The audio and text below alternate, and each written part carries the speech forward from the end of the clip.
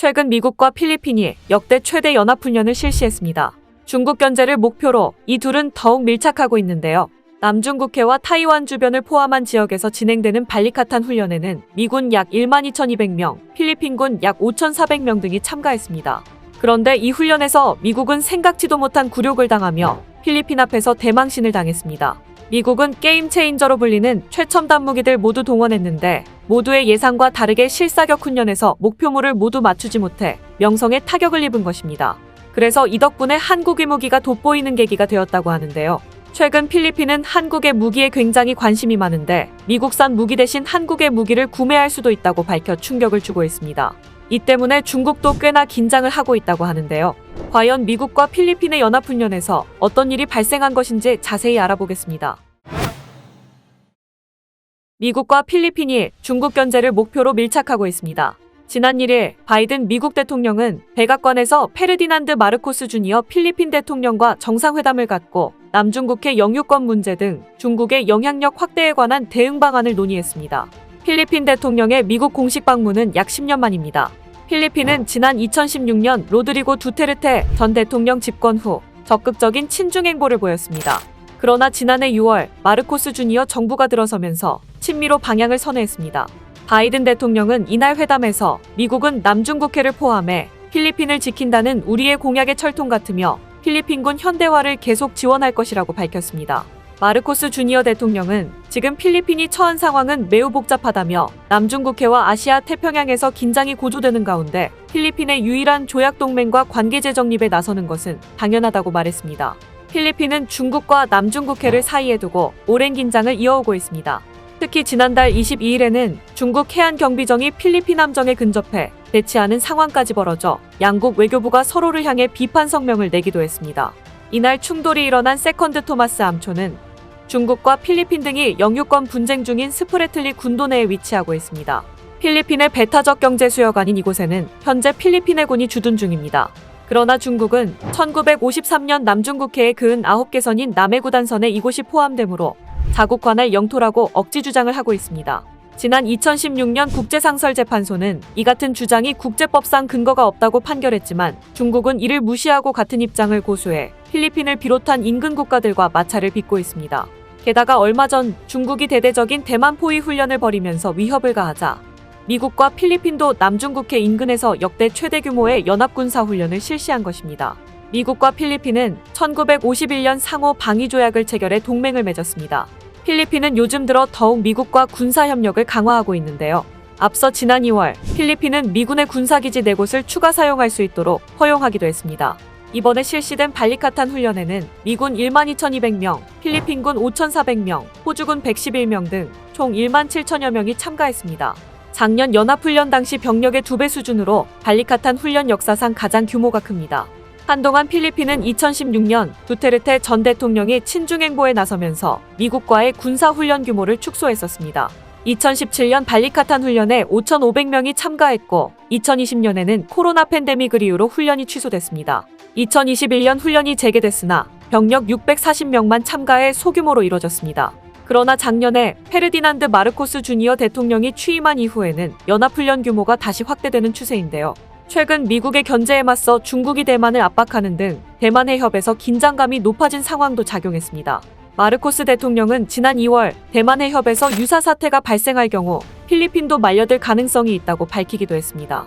중국은 차이잉원 대만 총통이 미국에서 케빈 메카시 미국 하원 의장과 회동한 데 반발해 지난달 대만을 포위하는 형태로 대규모 군사훈련을 벌였습니다. 그리고 앞서 필리핀이 대만 방향 북부 해안가 등 자국 영토 4곳에 미군 기지를 추가 건설키로 하자 중국은 군사적 긴장을 확대한다고 비난했습니다.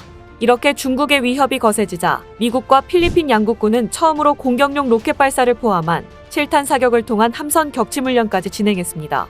이번 훈련에는 고속기동 포병 로켓 시스템 하이마스와 단거리 대공방어 차량인 어벤저, 아파치 공격 헬기, F-35 스텔스기와 특수전 항공기 AC-130 등 미군의 최신 주력 전투기들이 동원됐습니다. 미 국무부는 남중국해 등에서 필리핀 선박이나 항공기가 공격받을 경우 개입해서 방어하겠다고 강조했습니다.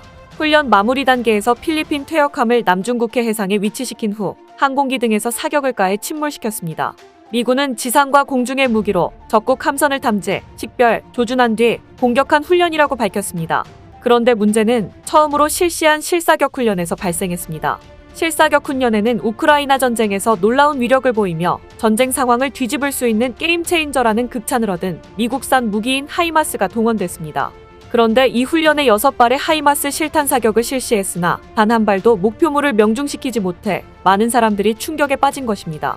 이로 인해 인도태평양 지역에서 미국 무기의 명성에 상당한 타격을 입게 됐습니다.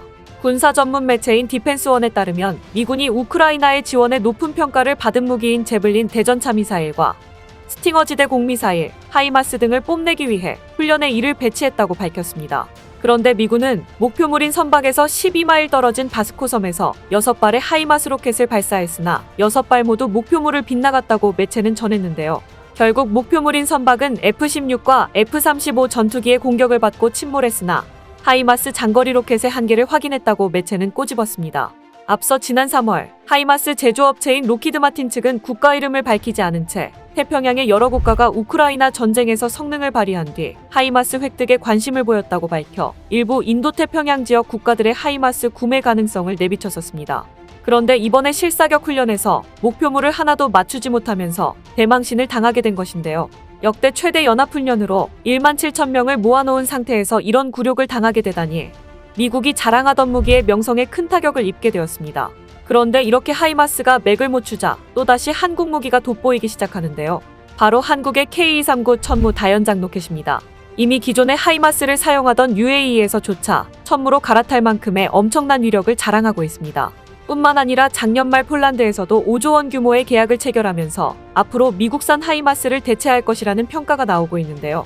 실제로 UAE가 천무를 도입해서 엄청난 성능을 보이자 바로 옆 사우디에서도 최근에 천무를 배치한 모습을 공개하기도 했습니다. 사우디 국방부는 사우디군 주요 지휘관이 지난 3월 접경지역 최전방 부대를 방문했다면서 천무가 부대에 배치된 사진과 영상을 트위터에 자랑하듯 공개했습니다. 그동안 비공개여서 정확한 내용이 밝혀지지 않았지만 보도에 따르면 약 1조 원가량의 천무가 수출된 것으로 확인됐는데요. 그동안 천무 MLRS를 도입한 중동 국가는 아랍에미리트뿐이었지만 사우디까지 추가된 것입니다. 천무 다연장 로켓은 단시간에 넓은 지역을 여러 발의 고화력 로켓으로 제압하는 무기입니다. 천무는 2009년부터 5년 동안 개발된 국내 독자 기술의 무기인데요. 그런데 여기에 더해 이제 천무는 램제트 기술로 2배 이상 늘어난 사거리를 지니게 됐습니다. 이는 미군이 보유한 하이마스가 긴장하기에 충분한 위력으로 군 안팎에서는 천무가 차세대 게임 체인저가 될 것이란 평가가 나오고 있는데요. 최근 미국 군사 전문 매체 디펜스 뉴스는 다연장 로켓포 천무가 덕티드 램젯 추진 방식을 적용한 로켓탄을 개발 중이라며 사정거리가 비약적으로 늘어나게 될 것이라고 보도했습니다. 실제로 ADD는 지난달 열린 한 세미나에서 천무의 성능 개량을 위한 연구개발 프로젝트를 발표했는데 핵심은 덕티드 램제트 로켓 추진 기술을 접목시켜 사정거리를 200km 이상으로 연장한다는 내용이었습니다. 그런데 이런 보도가 나오자마자 바로 실력을 공개했는데요. 실제로 사거리 80km 천무 발사대로 200km 미사일 발사를 성공한 것입니다. 최근 해외 군 방산업계 관계자들이 참관한 가운데 다연장 로켓 천무 발사대에 기존 사거리의 3배가 넘는 신형 전술 지대지유도 무기를 탑재해 시험 발사에 성공했습니다. 천무 발사대에 탑재되는 사거리 200여 킬로미터의 신형 전술 유도 무기가 외부에 공개된 것도 이번이 처음입니다. 현장에선 사우디아라비아와 노르웨이, 이집트, 스웨덴, 아랍에미리트, 폴란드, 필리핀 등 7개국 군 방산업계 관계자 50여 명이 이 장면을 참관했습니다. 이미 개발이 완료된 사거리 180km의 기존 전술 지대지유도 무기는 그동안 고정형 발사대로만 발사가 가능했습니다. 하지만 이번에 발사된 미사일은 사거리가 향상됐을 뿐만 아니라 기동성이 높은 천무 발사 차량에 탑재가 가능한 방식으로 개발되고 있는 것이 공개된 것입니다. 특히 하이마스의 실사격 굴욕을 본 필리핀 관계자들은 이를 더욱 유심히 살폈을 것 같은데요. 이렇듯 천무가 엄청난 능력을 보여주자 미국은 해외 수출 시장을 뺏길까봐 노심초사하고 있습니다. 하이마스 개발사인 로키드 마틴은 최근 하이마스의 연간 생산량을 기존 60기에서 96기까지 늘릴 준비를 하겠다고 급히 밝혔습니다. 하지만 로키드 마틴의 투자 확대에도 생산량을 확보하는 데는 수년이 소요될 전망입니다. 이는 폴란드, 에스토니아, 우크라이나 등 러시아로부터 안보 위협을 받고 있는 동유럽 국가들과 중국으로부터 안보 위협을 받고 있는 동남아 국가들의 수요에 맞추기에는 너무 느린 속도입니다. 이 때문에 최근 하이마스와 비슷한 성능, 아니 더 뛰어난 성능을 보유하고 있으면서도 가격은 저렴한 한국의 천무가 주목받고 있는 것입니다. 실제 하이마스를 주문하려던 폴란드는 몇 년 안에 주문량을 모두 받지 못할 것으로 예상하고 결국 한국의 천무를 선택했습니다. 이제 신형 전술 유도무기를 장착한 천무 개발이 완료되면 K방산의 핵심 무기로 미국의 하이마스를 제치고 해외 수출도 폭발적으로 늘어날 것으로 기대되고 있습니다. 오늘 준비한 소식은 여기까지입니다. 댓글을 통한 여러분들의 많은 의견 기다리겠습니다. 시청해주셔서 감사합니다.